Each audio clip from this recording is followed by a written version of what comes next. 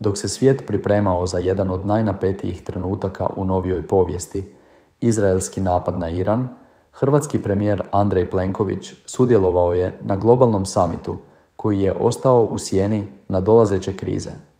Ono što se tamo dogodilo, hrvatska javnost nije trebala vidjeti. U ovom videu donosimo ekskluzivne snimke, izjave i kontekst koji mainstream mediji u Hrvatskoj prešućuju. Što je Plenković rekao, s kim je razgovarao i zašto je njegovo prisustvo na ovom skupu važnije nego što se čini na prvi pogled? Pripremite se za uvid u političku pozadinu događaja koji su oblikovali globalne odnose i saznajte zašto ovaj video ne bi trebao nestati s interneta i zašto nije dostupan hrvatskoj javnosti. Dragi Hrvati, jedini moj narode, dok vam naši mediji ispiru mozak sa glupostima, u pozadini briselski veleizdajnik Hrvatsku uništava do kraja i asimilira u novi svjetski poredak. Ovo nijedan hrvatski medij nije prenio, niti portal, niti TV. Ali zato ja razotkrivam hrvatskog antikrista. U nastavku pogledajte kako je ovo izgledalo. I još jednom, ovo nijedan hrvatski medij nije prenosio. Ovaj video je pod zabranom, ali ja sam tu. Nikad prodan. Domovini odan. Uživajte. Bog i Hrvati. The Prime Minister of Croatia since 2016, one of the greatest persons to discuss this topic. Please give it up for Mr. Andrej Plenković, Prime Minister of Croatia. Hello. Say hi, hi. Thank you. So, we only have about half an hour. I will not monopolize Mr. Plenković. So already now think of questions. You can raise your hand or you can use the Slido. Mr. Plenković, commanding in case, time for Europe to step up. I think of no better way of stepping up than potentially two huge summits coming up. NATO summit in Hague, EU summit in Brussels. Perhaps what I could see as the two deliverables in Brussels will be more sanctions on Russia, renewing the sanctions that you have already put, 17 of them, 17 packages, and perhaps start accession talks finally with a country that you and I have covered for a very long time, Ukraine. Can you guys deliver? Can Europe step up? First of all, thank you for inviting me. Great to be in Prague and at Globsec. I would like to greet also the former president of Croatia, Madame Kolinda Grabar-Kitarović, who is for years attending the Globsec events. And again, today, you are right, two major summits being prepared for the end of June, one in Brussels, one in Hague. When it comes to Europe and delivering after the altered security circumstances, especially in the past 3.5 years since the brutal Russian aggression against Ukraine, I think that everybody is, in terms of political decision-making, more than convinced and mature that we need to step up defense spending. And therefore, it is relatively, I would say, without major obstacles, the process within the preparation of the NATO summit, that the objective of 5%, which is going to be set, as far as I can understand, by all consultations that we have conducted so far, for the period until 2032, as far as I know, which means that it is a 7-year period for adaptation, for growth, for smart investing into greater military and defense capabilities, but of course 3.5 stricto sensu defense, and at the same time 1.5% related to the defense spending, which gives a certain flexibility for everyone, especially when it comes to infrastructure, to have literally dual use of investments which are good for civilian purposes, but at the same time will be and could be used for military purposes. With that in mind, I can only recall that Croatia has already attained the pledge of current 2%. We are far above the 20% of modernization. We are at the 30% of modernization. We have increased our defense spending since I have been the Prime Minister for more than 200%. Our ambition is to come to 3% certainly until 2030, and I think with this new ambition of speaking about defense exclusively, I think we will make substantive efforts with the shape of our economy to be able to deliver on time when it comes to 3.5 plus 1.5. This is, I think, the major message, and basically, along with the continued support to Ukraine, the only relevant message of this Hague summit. Seems to be a different cultural approach, because it is going to be a relatively short final declaration compared to the previous ones. When it comes to the EU, I think I'd like to commend the work of Ursula von der Leyen and Commissioner Kubilius. He's the first ever commissioner exclusively responsible for defense, which has immediately made a difference with the white paper, with the Rearm Europe, with SAFE. I think that these instruments and the amount of funds which is being made available, 150 billion euros, is an important step in strengthening the strategic autonomy of the European Union. At the same time, we'd like to keep strong alliance, strong NATO, and strong transatlantic relations, but I think in the all eventualities, Europe should be more interoperable, more capable, and more, I would say, relying on itself. This is the major messages which today I can see coming from these two summits. When it comes to sanctions on Russia, I think they will be certainly a topic on the agenda. We have already seen some hiccups when it comes to the decision making, but we have found a way to continue 27-1, etc., the story which was there relatively recently, but I think we'll find a way. On the EU summit, there are a lot to unpack there, but on the EU summit there is a little bit of an elephant in the room called Viktor. Mm-hmm. I know that you are considered in Brussels as a bit of an Orban whisperer, because you're one of the few that actually have a fairly decent relationship with him, and at the same time you're very keen to move forward on the Ukraine agenda. Do you think there is a chance already in Brussels in a few weeks to be able to get Hungary on board on both renewing the sanctions and finally open accession talks with Ukraine? I just came from Odessa. I was yesterday at the summit between Ukraine and the leaders of Southeast Europe, and one of my main messages in Odessa was actually to support the opening of Cluster 1 in the new framework of the structure of the accession negotiations between the EU and Ukraine. We basically have a broad agreement. There is some uncertainties with the position of Hungary, but I think there is still enough time to find a solution for that issue. I think it would politically be extremely important for Ukraine. We have accompanied them in the process of a bilateral agreement that we have, where Croatia strongly supports their accession. I was myself, when I was a member of the European Parliament, head of delegation for Ukraine, so I've been visiting Ukraine frequently. That's how you and I spoke many times, almost 10 years ago. It was a long time ago now. But you've gone somewhere in your life. I'm still the same. Well, I'm pretty stable for 9 years, the same position. So when it comes to the decision making, I think we should make an effort. We should send that signal. We were the ones who supported the Ukrainians' application for membership, positive opinion, and the whole support in terms of know-how, how to start. When it comes to the relationship with Hungary, Hungary is a neighboring country. We have a very important historical relationship. We have a lot of common interests, but we differ on positions. For instance, on Ukraine, Croatia is absolutely clear on all the critical positions, and here we understand that we sometimes disagree. Viktor is the only one now who is, in terms of continuity by stage, longer than me sitting at the European Council. So we've been there for a very long time, and we understand what are the odds.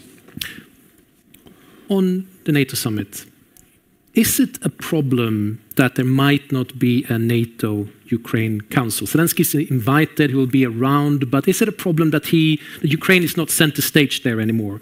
And may I ask as well, on the 5%, okay, 3.5 goes to defense spending, hard defense spending. Mm-hmm. What about the 1.5 going to Ukraine? Is that something that Croatia would consider? Well, 1.5, the way it is envisaged now, will go for infrastructure, will go for the civilian capabilities, for the civil protection, everything that can be used in terms of defense in a, let's say, broader ring of stricto sensu defense spending, and I think there is a general agreement. But at the same time, I'm sure there will be a commitment by the NATO leaders also to continue strong support to Ukraine. The same commitment exists at the EU level. Ukraine needs support of the West, there is no doubt about it, and other international partners because being resilient to Putin's aggression for 3 years and now almost 4 months, I think it is an incredible achievement, more than 1,200 days of fighting with such an adversary. It deserves all respect that we can, and therefore I think that the military, political, economic, financial, technical, humanitarian support which was extended to Ukraine is unprecedented. I don't think we remember it, at least on the European soil, in a similar manner. So I think there will be ways how to fulfill the NATO membership resilience, how to strengthen European strategic autonomy, and how to find enough financial and military means to help Ukraine strengthening its own military, which is anyway already one of the strongest militaries on the continent. See, we're already getting good questions here. This one is tying into this one. Does Croatia support Ukraine's membership in NATO? At the moment, it's very clear. There is no consensus about NATO membership of Ukraine. Even the position of the biggest ally, which is the United States, was very clear. If I may elaborate a little bit on that, what we have witnessed in the first 6 months of the presidency of President Trump is an attempt to attain peace, which I think is really worthy, and everybody is welcoming this initiative. But at the same time, it is clear that President Trump is not identified with the first or second Russian aggression against Ukraine. In the position of the United States, these two aggressions, both the one in 2014 and the one which started in February 2022, are, in his view, most of all responsibility of the democratic US administrations, first one Obama and second one Biden, and therefore the sense of identification is lacking, which is extremely important in the way that the whole crisis management is handled now. That means that for President Trump, the most important element is to attain peace.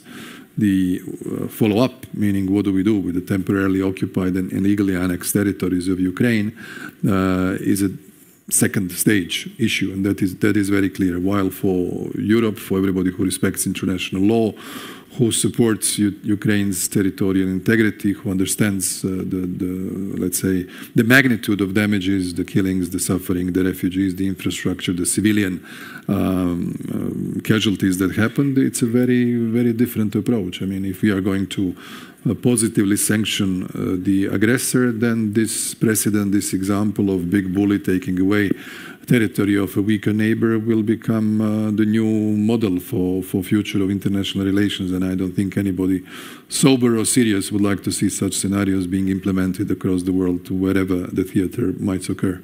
Are you worried about America potentially not withdrawing, but scaling down on its troops on the eastern flank?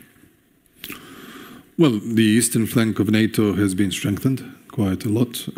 It needs to be vigilant, it needs to be prepared, it needs to be aware of all the challenges and the potential crises that may occur. I think that the United States support to the eastern flank so far was really strong.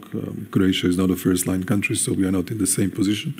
But we have supported that policy because it is important, and at the end of the day, when you look at the objectives of Russia, the way I see it, is not only to address the situation in Ukraine, but the major objective of Kremlin is basically to restore the relationship with the United States, over the fact that the relationship with the United States is restored, to try to get rid of the sanctions regime, whether it's European, UK, or United States.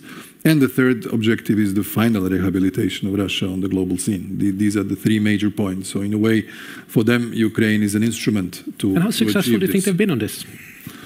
Well, certainly with the talks that have started, and when we understood the lineup of the negotiators, when we saw the main points, when you look at not the peace proposal, but literally an ultimatum, which can be an ultimatum, or in other words, a capitulation paper which was offered to Ukraine, it's very clear what they want to attain. They want to cement the status quo at the front line for a long time, frozen conflict, or gradually unattainable for Ukraine state territories which are theirs, and second, the rehabilitation of Russia at the international scene. Seems to be that these first steps that were there were somehow going in that direction, but now when the rest of us do not see a real commitment for peace, but see wider continuation of aggression, I'm not sure they will be that successful. We I will open up the floor to questions from the audience. We get questions here as well, but there will be a microphone going around here. Big housekeeping rule. Please introduce yourself, your affiliation, and you're going to ask questions because we don't have much time. No big speeches, please. So any questions from the audience? We have a lady there. We start with a lady and then the man next to her. You can take two, roll them together maybe. That's probably better. Can you stand up, please, as well, so we see you? Of course. Okay. Thank you. This is Naika speaking. Thank you for an interesting and comprehensive analysis and discussion here. So, as you mentioned, there is not a consensus currently among NATO allies regarding the membership of Ukraine to NATO. So to what extent do you think that security guarantees outside of the umbrella of NATO membership can actually guarantee the security of Ukraine? It's a question of security. Let's take the man next to you as well. Daniel, please, thank you. Thank you very much. Alexander is my name. I'm part of the Global Young Leaders Forum of GlobSec. Prime Minister, the theme of the session is time for Europe to step up. In terms of competitiveness, what Europe should do to step up and to reduce its dependencies on other powers? Thank you. So, reducing dependencies and then security guarantees. Yeah, let me just say a few words on the security guarantees. Obviously, in the absence of NATO membership and the umbrella of collective security, this is the only alternative that Ukraine is seeking. Ukraine has a very, I would say, unfortunate and unpleasant experience with the Budapest Memorandum, which was a guarantee of their security 30 years ago, but it doesn't seem to have been respected by the big powers when they abandoned their nuclear arsenal, which was the third nuclear arsenal in the world at the time. And therefore, they're very cautious and very careful, especially after what has been going on over the last almost 3.5 years. When it comes to the security guarantees, even the activities of the coalition of the willing, of the major European powers, of the support of the United States, you can see there are various scenarios. What seems to be the most problematic is that nobody really is willing to put military force on the ground that would touch the front lines, but rather would be some sort of a backup security situation for Ukraine. And the way I understand the Ukrainian position is that they actually want support to the Ukrainian military, rather the involvement of the other military forces that may join them as allies. So in that respect, Ukraine is a very big country, a very strong country with an incredible resilience over the last 3 years, and I respect it, and that's what I said yesterday to President Zelensky when we honored also the fallen heroes in the Odessa Taras Shevchenko Park as small token compared to the much bigger one that happened. And I think that there is still a very strong will to resist and defend the country, and I think the capabilities of Ukrainian military, in my view, are the strongest security guarantee for Ukraine. Everything else comes as a sort of a back position, and here we need to keep all the allies included to the maximum possible extent. Not everybody would participate in the same way, but the way I see it, very, very few countries are willing not to contribute anything. Everybody wants to contribute something. For instance, we are not there on the ground, or we do not have a political consensus at home regarding that issue, but we will continue to extend our military support to Ukraine. When it comes to the competitiveness issue, basically, I think the main issue for the European Union is now how to build upon on Draghi, Letta and Niinistö reports, which were prepared last year, all of them in their specific fields. And everything which was done as a preparatory background work will now start to be revealed. Once on the 16th of July, the European Commission comes with the overall legislative proposal for the new multi-annual financial framework. The new MFF is the solution for combining both cohesion and competitiveness, solution for global action of Europe, how to support Ukraine, how to fight illegal migration, how to address the issue of climate change and energy transition. So there are major areas, plus the digitalization process and the transformation, which is essential for the European economy and competitiveness, having seen how large the investment into the sector, and especially the artificial intelligence, is on the United States side and other big actors. So the fact that as of 28, we will have to repay the credits which were taken just after COVID for the EU Next Generation. The tranche of the credit to be repaid yearly will be between 20 and 30 billion euros. Annual budget of the European Union is around 180 billion euros, which means that we need to address the perennial issue which was being talked about but never solved, and these are the own new resources or the enlarged GNI contribution to the EU budget. This will be the gist of the debate that will start in July. Prime Minister, there's a question that's related to what we just said about the Green Deal. This is a big discussion, especially in Czech Republic, where many want to sort of scrap it. What's your view on Green Deal? If the United States is heavily investing more into the fossil fuels, then of course the European Union cannot be the one that will pretend it's not happening. So I think for the sake of slowing down the negative consequences of the climate change, we need to continue with the energy transformation and the renewables. There is common sense logic in that aspect, but at the same time, we need to measure how much we can remain competitive if others are still behaving as this issue that didn't exist. So this is the major challenge, and I think there is a growing awareness among the EU leaders and the governments in that respect. I will sample the room. Any more questions in the room? Then we go to a very specific question online, which is about the Sky Shield. What is the latest on the status quo of the European Sky Shield initiative in Croatia? It is an issue that is being addressed by our Ministry of Defense. As you know, Croatia has made an incredible leap forward in the second mandate of my government, which was to acquire the new multi-combat aircraft, the fourth generation. We have acquired the French Rafales. It has strategically altered the position of Croatia, which now in the area from Germany towards Greece has, without any doubt, the strongest air force. All of the planes have arrived and they have been very well trained with all the mechanics that comes along with the equipment that is there, and have now made us a far more relevant ally, both within NATO and a partner in the European Union. In that respect, Croatia is carefully following all the initiatives, including the European Sky Shield initiative, and we are waiting for the proposal by our Ministry of Defense to come up with the final decisions. Now, it wouldn't be correct not to mention Western Balkans when you're speaking to a Croatian Prime Minister. So do you think it's realistic that Albania, maybe Montenegro, can join still this decade? Mm-hmm. And, I mean, Bosnia. We always have to talk about Bosnia as well. What's your view there? It's sort of, it was some positive momentum, now it seems stuck again. Are you giving up hope on Bosnia? Yes. First, a general remark on enlargement regarding the countries of Southeast Europe, then specifically for the countries concerned.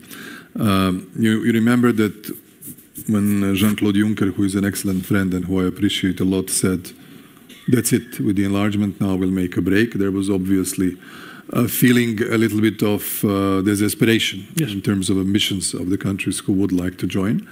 And there was no willingness over the past two consecutive mandates of the Commission and of the European Parliament to complete accession progress with any of the candidates. That was very clear.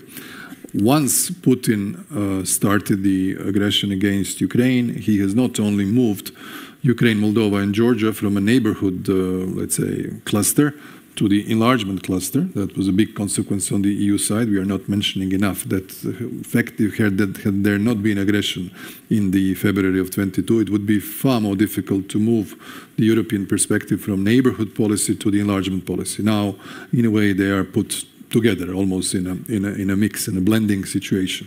When it comes to the east countries of Southeast Europe, we meet constantly in various formats.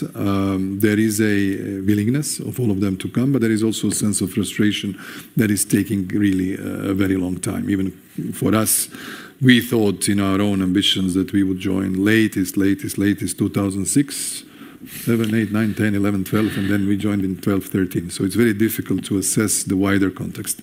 My personal feeling, and I've been there for a long time and worked on this issue all of my life and career, I think that the mood has changed. For the first time now, even when you look at the mission letter that the President of the Commission sent to the Enlargement Commissioner, Madame Kos, who is a Slovenian, now seems to be a little bit more open that one accession actually happens. Otherwise, we will remain, for the third consecutive mandate of the Commission, still the newest member, yeah, and 12 years has passed. And you're not very new. Well, we pretend we are. Yes. We are not. That is the first point. So there is a general understanding it could happen, though For us, the main principle should be the individual merits. That is one, not like a grouping, whatever, block, regional approach. I think that is unfair, and we should avoid those who fulfill the criteria and make the reforms and successfully negotiate, and do not keep them waiting for others who don't. This is my principal position, because this is what we asked from the EU when we were negotiating accession, and we were, after a very long time, and the only one who joined alone before us was Greece, and that happened 44 years ago. So we were happy to do it on our own, and if someone else deserves, we will be happy to support him. Second element is that after a very, very long period of time, within the EU, within the structures of the Council, Commission, Member States, all of a sudden the fourth Copenhagen criteria has reappeared on the surface, and that is the absorption capacity of the EU to receive the new members. It hasn't been there for a very long time. The absorption capacity translated into a common understanding that everybody knows what it means. One means the budgetary repercussions, decision-making process, and the institutional representation. These issues are very delicate. The specific positions of the older member states, especially the big ones, who until not so long ago, in their perspective, abandoned the second member of the Commission, is still an issue which is alive. I mean, we don't talk about it, but it's alive. If you had two, now you have one, and then someone who is, I don't know, 25 times smaller gets the same institutionally as you, and you are among those 10 who pay 80% of the EU budget. There is a bit of a crispation, as the French would say. But let me come back to, you mentioned few countries. I'll start with Bosnia and Herzegovina. We strongly support European perspective of Bosnia and Herzegovina. We were the ones who urged the other member states last year to pass the decision at the European Council to open the accession negotiations. Let's say we were the warmest one, the Netherlands was the coolest one. Then we agreed that at the time Prime Minister Rutte of the Netherlands, now Secretary of NATO, myself and Ursula, we went for a joint visit to Sarajevo. And after that joint visit to Sarajevo, things have changed. And we passed that decision. Now we have a delicate internal political situation in Bosnia and Herzegovina. That's the question. How worried should we be? How? How worried should we be? We should be concerned. We are playing as a neighbor a calming role. We don't think that further instability anywhere across Europe, especially not in Banja Luka, which is 1.5 hours by car from my office, should be a scenario that we would like to see. So that issue should be solved, and then we can see how we can make few reform issues pushed up. Madame Kristo was yesterday in Brussels, and there are steps that are in the right direction. So I think we should allow them also to start the negotiations. For the other countries, Montenegro is the most advanced. Albania is doing pretty well. Serbia is also making reforms, but there is still a lot of work to do for every and each of them. Prime Minister, we have 30 seconds left, and very quickly, the one decision when we are back here next year, Modric is still dominating in midfield, you're still Prime Minister, and I still come back here and moderate. What is the one big decision you want Europe to have done next year? One. Well, if we are discussing football, it would be fantastic. If Croatia are world champions. Well, we were second and we were third exactly. At the two last championships, so maybe now it's time to be the first. Modric will be 41, and it will be an excellent way to end up the career. If that happens at European level, we are fine. Then we're fine, huh? We are fine. Then we're fine. And on that happy note, Mr. Plenković, hvala. Thank you very much. And big applause to him. Zapratite kanal King Invictus Official. Svakodnevno pratimo i neovisno izvještavamo o vijestima u Hrvatskoj. Borba počinje gdje mainstream završava.